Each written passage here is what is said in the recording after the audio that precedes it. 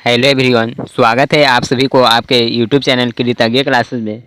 तो दोस्तों, हम लोग 10th क्लास हिंदी की वर्णिका बुक है जो कि सेकेंड बुक है, उसका फर्स्ट कहानी है दही वाली मंगम्मा, जिसके पार्ट 1 वीडियो को देख चुके हैं। यदि आप उस वीडियो को नहीं देखे होंगे तो आपको प्लेलिस्ट में मिल जाएगा, वहाँ से आप लोग ज़रूर देख लीजिएगा। तो आज इसके हम लोग सेकेंड पार्ट को देखेंगे जो कि बहुत ही इम्पोर्टेंट है। आप लोग पहले फर्स्ट पार्ट नहीं देखे होंगे तो देख लीजिए, वीडियो के डिस्क्रिप्शन में आपको लिंक है जो कि फर्स्ट पार्ट का, वह मिल जाएगा। यदि आप इस चैनल पे न्यू हो तो सब्सक्राइब कर लीजिएगा और बगल के बेल आइकन पे क्लिक करके ऑल पे सिलेक्ट करें ताकि आपको रेगुलर वीडियो के नोटिफिकेशन मिलते रहेंगे।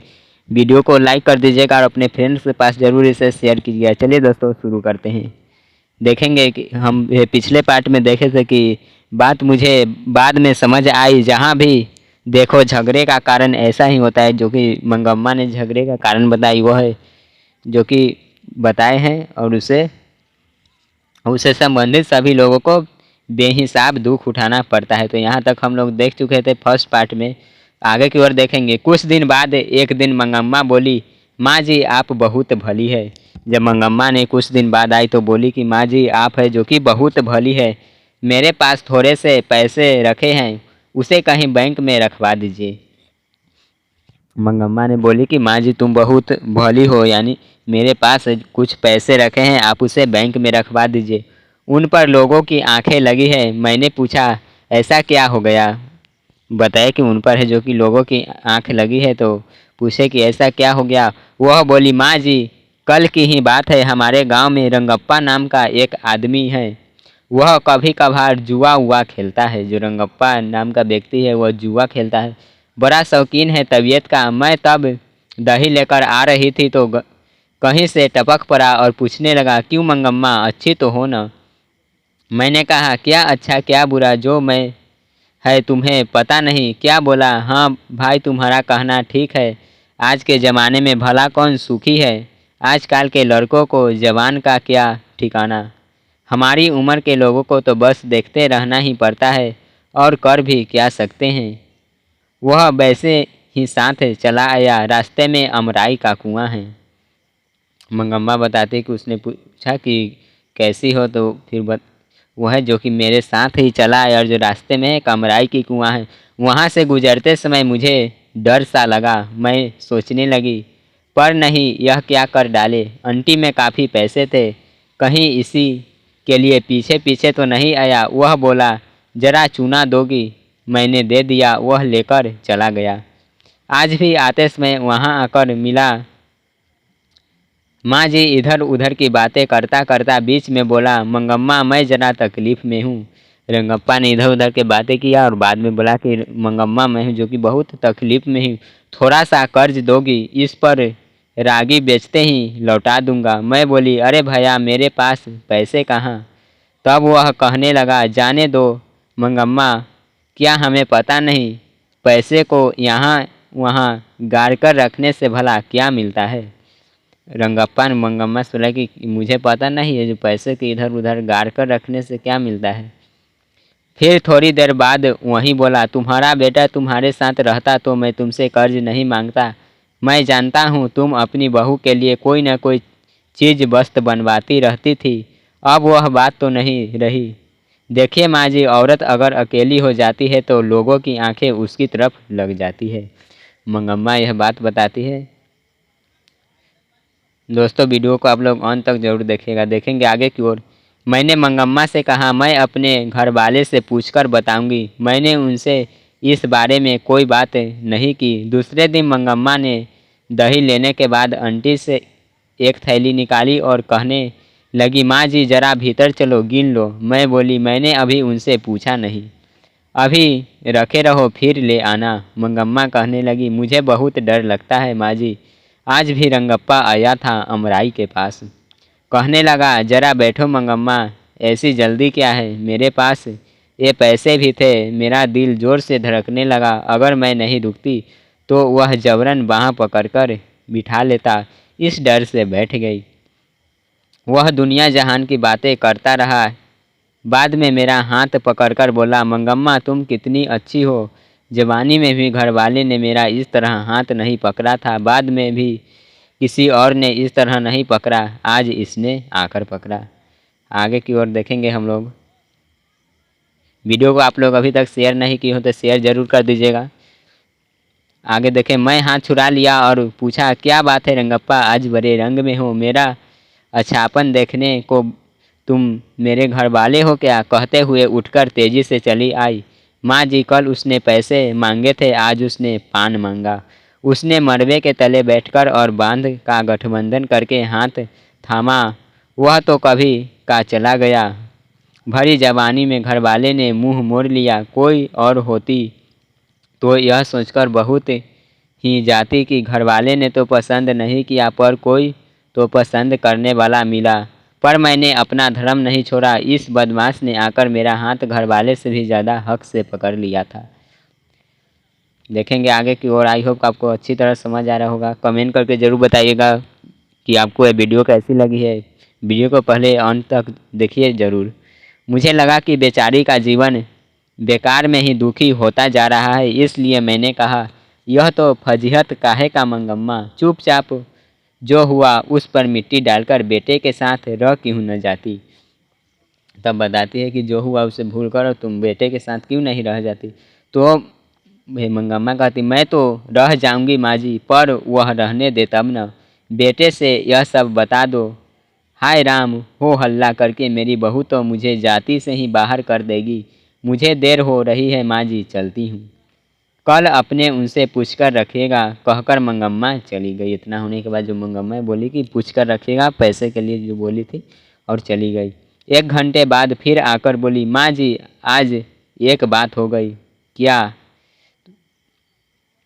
तो देखिए क्या बताती है। बच्चे के लिए थोड़ी सी मिठाई लेकर टोकरे में रख ली थी। मंगम्मा ने पहले ही बताया था कि उसके पोते को उसके पास वह आने नहीं देती, इसलिए मुझे यह समझ में न आया कि बच्चा कौन सा। मैंने पूछा, किस बच्चे के लिए? और कौन सा बच्चा माँ जी? तो बताती है कि और कौन सा बच्चा, मेरा पोता ही तो। तुम्हें ने तो कहा था वे तुम्हारे पास नहीं दे आने देते।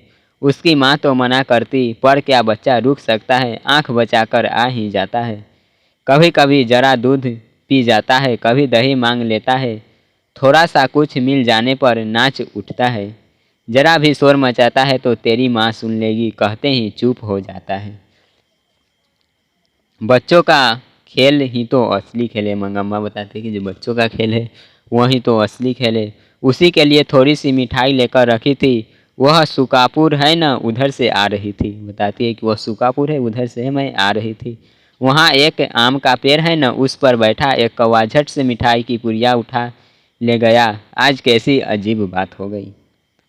बात बता के कि आज है जो कि कैसी अजीब बात हो गई।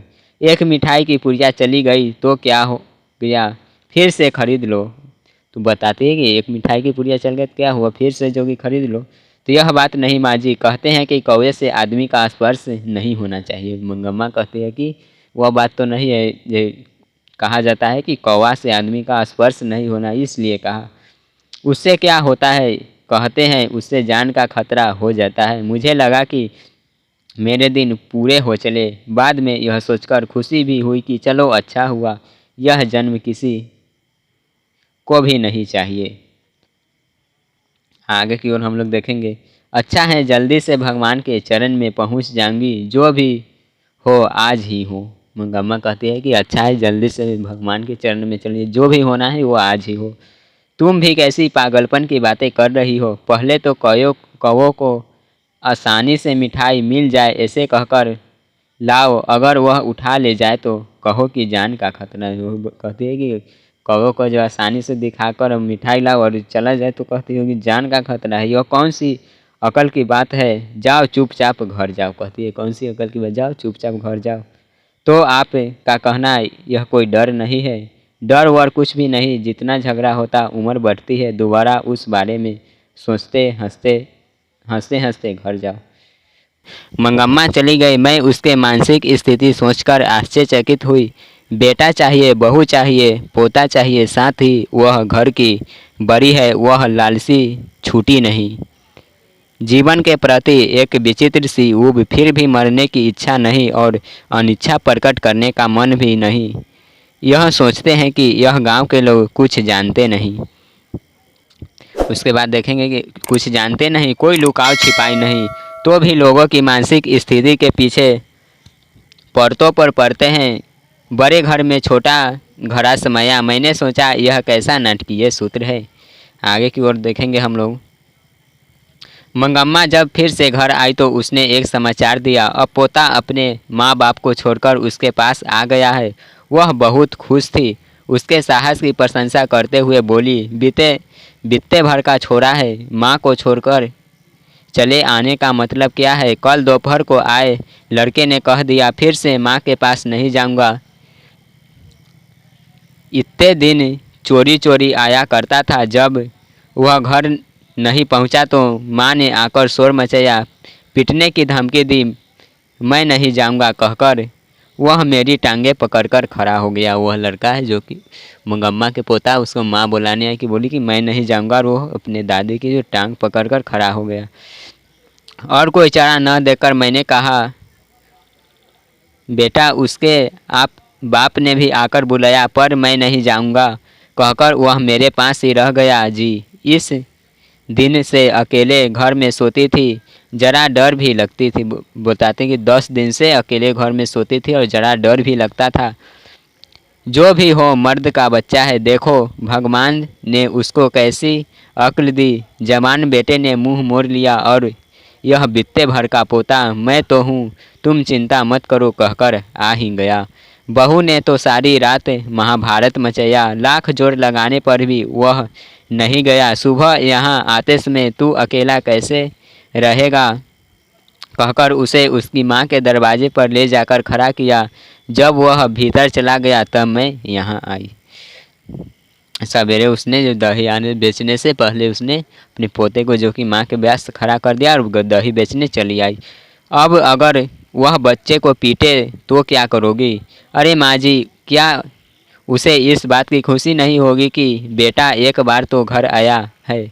पास रहे तो मारने को मन करता है। देखो माँ जी, जब हम इकट्ठे थे तब मुझे कभी वह नहीं लगा कि मेरी बहू सुंदर है। अब दूर से देखती हूँ तो उसकी भौहें चढ़ी सी रहती है, वैसे बड़ी सुंदर दिखाई देती है। इसलिए तो मेरा बेटा उस पर लट्टू है। वह भी ऐसा ही है। तब यह पता नहीं चलता था कि कब घर आता है और कब खेत पर जाता है।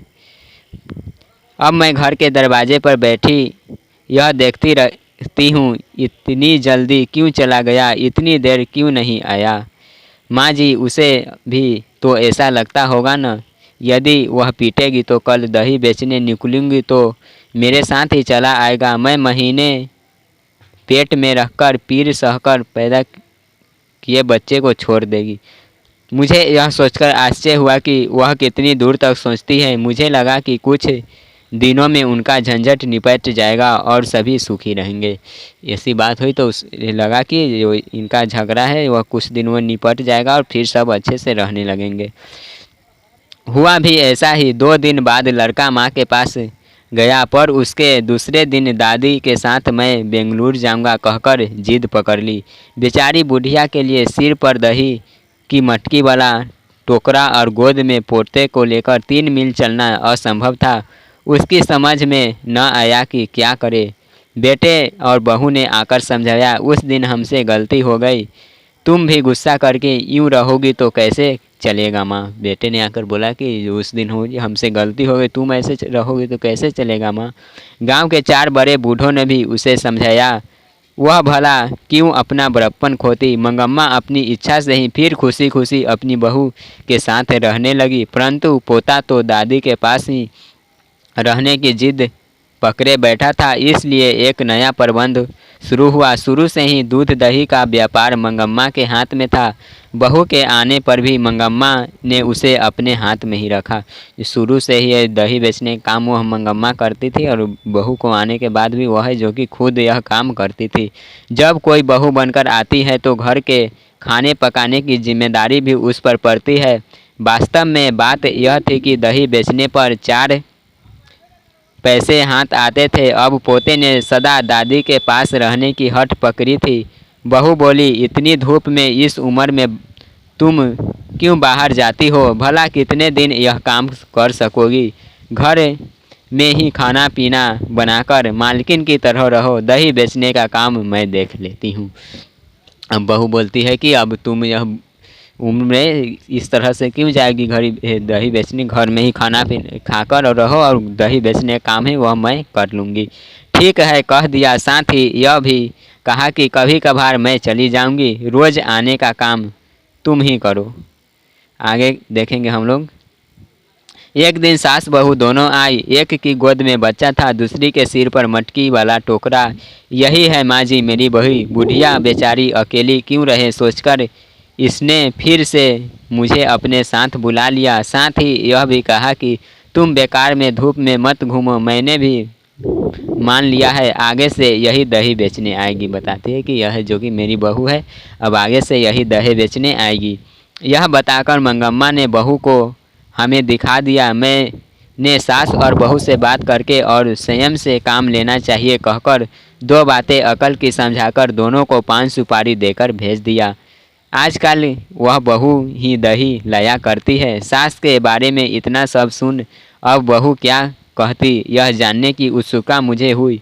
इसलिए एक दिन मैंने कहा, अरे नंजम्मा तू बड़ी समझदार है। नंजम्मा है जो कि मंगम्मा की बहू का नाम पूछा जाएगा तो होगा नंजम्मा। मंगम्मा की बहू का नाम नंजम्मा ऑब्जेक्टिव में कई बार पूछा गया, तो आप लोग इसे ध्यान में रखिएगा। पर क्या सास को निकाल देना ठीक है? उसने पूछा कि पर क्या सास को है जो कि निकाल देना ठीक है? तो देखिए,